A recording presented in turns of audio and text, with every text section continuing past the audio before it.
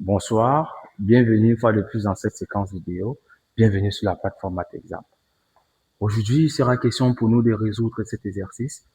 On nous dit soit A une partie non vide et bornée de R, et B l'ensemble de valeurs absolues de X moins Y telles que X et Y appartiennent bel et bien à A. D'accord? Montrer que sub de B égale A, sub de A moins f de B. Dans cet exercice, on va utiliser la caractérisation de la borne supérieure de B. Ça veut dire qu'on va d'abord montrer que ça est un majorant de B, et par la suite, on va montrer qu'il est le plus petit de l'ensemble des majorants. OK. Visualisons donc la scène. Solution. On va danser au rythme de West Magico. OK.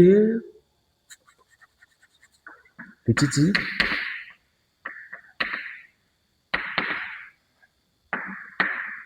Montrons que sub de A moins i de A appartient bel et bien à marge de B. Qu'est-ce qu'on a? On a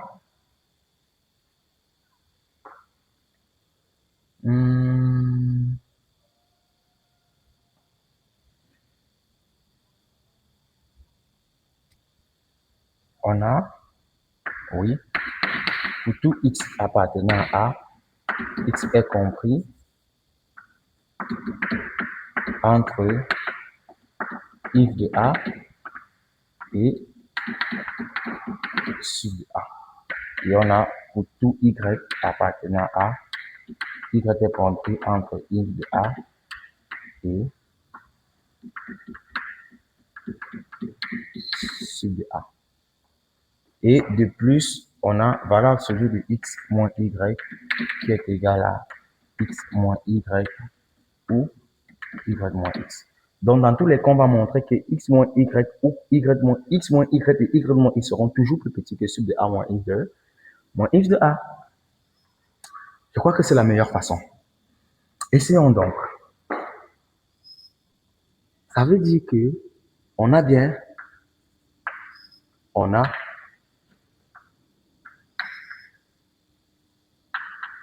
pour tout x, y,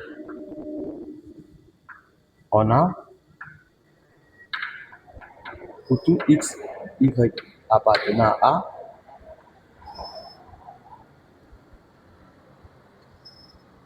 ils partent en Europe, font le bruit partout.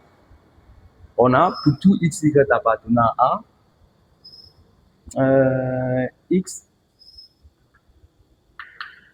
pardon, if de A est inférieur ou égal à x inférieur ou égal à sub de A moins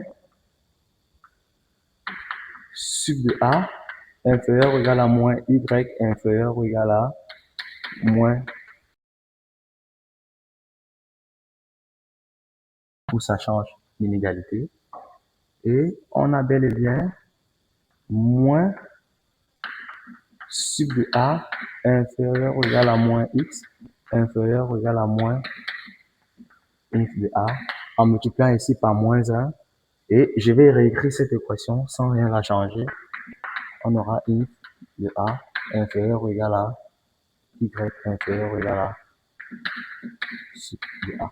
Maintenant, si je prends comme ceci, et je prends comme ceci, en faisant la somme, on aura,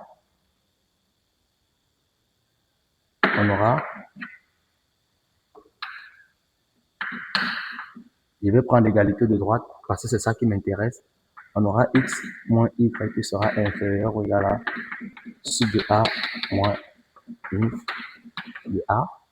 Et on aura ça plus ça, y moins x inférieur ou égal à sub de A moins f de A. Si x moins y, y moins x donne 1 sont inférieurs à la même chose, ça veut dire que valeur absolue de x moins y est inférieur ou égal à sub de A moins f de A. Ce qui traduit automatiquement que sub de A moins f de A appartient bel et bien à marge de A. D'où sub de A moins inf de A appartient à marge de B. On vient de montrer que sub de A moins inf de A appartient à marge de B. Maintenant, nous allons démontrer par la suite que si j'enlève une toute petite valeur à ce monsieur, automatiquement, il sera plus petit qu'un élément. Donc, on va démontrer. Maintenant, on va faire comment?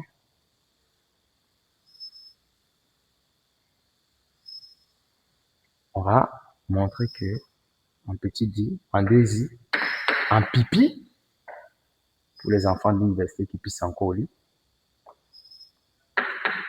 c'est pas un péché, hein, ça peut être une maladie. Et je vous conseille vivement d'aller rencontrer nos chers collègues médecins. Montrons que, quel qu'à soit epsilon positif, il existe un alpha appartenant à B, tel que sub de A moins if de A moins epsilon sera plus petit que alpha. Qu'est-ce qu'on a? On a, pour tout epsilon positif, il existe un x epsilon appartenant à A, tel que sub de A moins qui? Moins epsilon sur 2 sera comment? Plus petit que x epsilon. Et pour tout epsilon positif, il existe automatiquement un y epsilon appartenant à A. Et là, je vais donner la caractérisation d'abord intérieure. If de A plus epsilon sur 2 sera comment? Supérieur à quoi? À y epsilon. Mais nous, on veut x moins y. Ça veut dire que je vais multiplier par moins. Je vais multiplier par moins. Et en multipliant par moins, j'aurai, pour tout epsilon positif, il existe un x epsilon, y epsilon appartenant à, tel que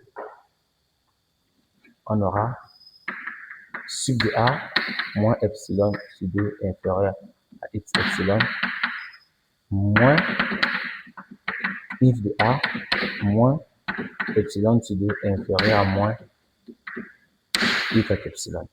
Maintenant, je peux faire la somme, membre à membre. On obtient bien que pour tout epsilon positif, il existe bien un x epsilon, y epsilon appartenant à A, tel que sub de A moins inf de A, ça plus ça, moins epsilon inférieur à x epsilon moins y epsilon. Or, x epsilon moins y epsilon est inférieur ou égal à la valeur absolue de x epsilon moins y epsilon, qui est un élément de B. Donc, on voit bien que pour tout epsilon positif, on peut toujours trouver un x epsilon moins y epsilon appartenant à B, tel que sub de A moins I de A moins epsilon est strictement inférieur à quoi? Qu'est-ce que j'ai fait? Non. Ouf! Purée. Ah oui, l'inégalité. Est-ce que l'inégalité? Oui, l'inégalité a changé. Oui, est plus petit, c'est ça. Est plus petit. Mais il y a un problème. Si je retire une valeur positive, oui, je retire une valeur positive à x epsilon moins y epsilon, qui est bien un élément de B. Voilà. Voilà donc la démonstration. Donc, vous voyez que ce n'était pas si compliqué. C'était pas si compliqué.